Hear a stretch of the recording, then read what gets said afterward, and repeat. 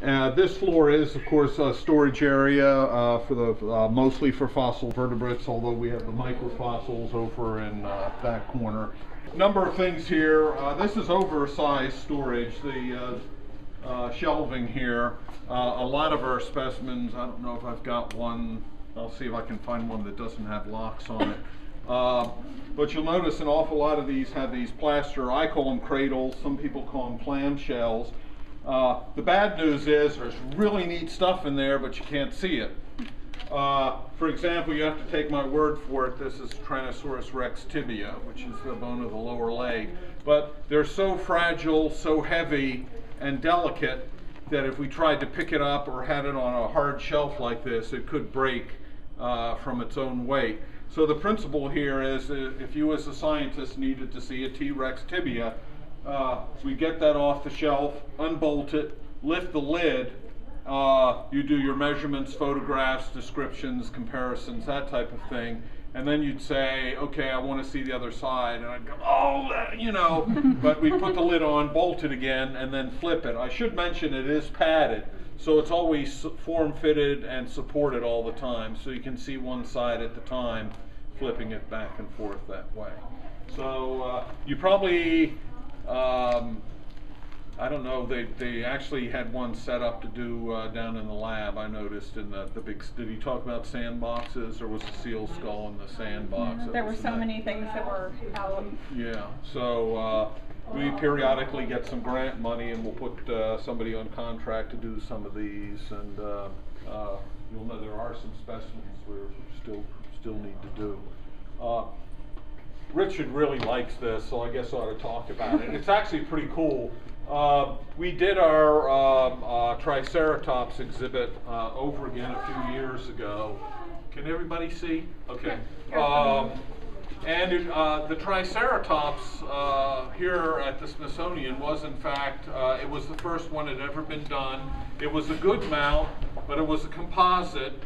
Some of the concepts have changed on what dinosaurs could do and what they look like. And there was an issue with temperature and humidity control in that exhibit, and they opted to take it off display and put casts on display in replacement. Another issue was some of the bones of the feet in here were actually of another dinosaur, a duck-billed dinosaur. And you might laugh at that, but you know, that's actually, I'd probably make that mistake. So plus the idea of where how dinosaurs hold their limbs has changed since this was done.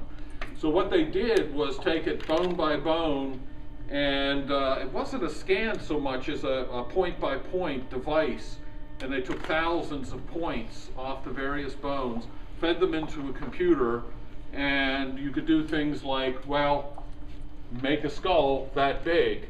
And it's called rapid prototyping. It's magic. It's apparently a liquid, and with lasers it builds it up one layer at a time. I guess it's used for aircraft parts and things like that.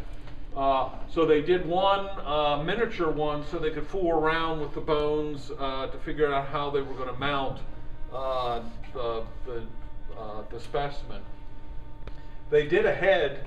The head, it turned out, on that skeleton was 15% too small. So again, they typed in 15% bigger, made one of these 15% bigger than the original skull. The company liked it so much and uses it in their advertising and such that our crew then had to take that, make a mold of it, and actually made a plaster copy of the prototype to put on display. By the way, the original skull, as well as one other, is still in the display, but in a glass, better climate-controlled case. So you can see some real bone in addition to the new mount up there. Anyhow, that's where new technology has come in and such. So along with the old way of doing things too. So let's wander down and see what else we got. As you work your way along here, there's a bit of a tail of one of the duck-billed dinosaurs right here.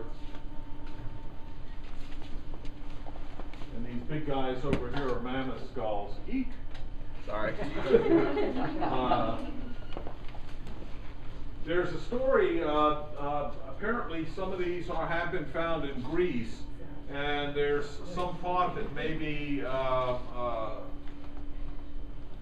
these were seen eroding out of cliffs, and this big hole here, that maybe this is where the idea of the Cyclops came from. Well, in fact, anybody know what goes here? It's a clue.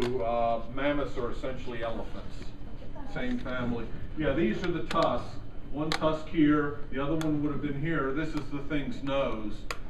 So the trunk would have fit here. The eyes were actually out here and here. But you can see how they could potentially make a mistake like that. So. As you go by, there's kind of a nifty tooth whorl here. It's called Helioprion, and it's kind of a mystery animal. The skeleton of this animal was cartilaginous, was a fish, like sharks, for example. And cartilage generally does not fossilize. Having said that, I could take you up on exhibit or open a drawer here and show you fossil cartilage. But in fact, there is some fossil cartilage on this specimen, all the little star things. What's weird about this, you know, most animals with teeth replace their teeth through their entire lifetime. Mammals are the only group that just has 2 sets. So no going to the dentist, no flossing, no brushing. Teeth fall out and new ones come in constantly. In this particular animal, though, you'll notice the big teeth are on the outside and the smaller toward the inside. So apparently they're cycling back in. And we haven't found the skeleton well preserved enough to actually tell how that tooth whorl fits in the jaw. Most reconstructions showed in the lower jaw, and that's based on a related animal that just has a kind of a partial whorl. If you go up and look in our exhibit, we actually show it as a pharyngeal jaw, actually in the throat, based on some modern eels that actually, you know, have a pharyngeal jaw and they can pull their food into the mouth. One of our actually retired collections manager came up with that, but there's people say Bob got it wrong, so it's still up in the air. So anyhow, that's a pretty interesting animal, I think. I can get out of the way. Get in there. That's one of the problems with these aisles, of course, is I'll jump out. Which was this? It's the This guy, the whirl.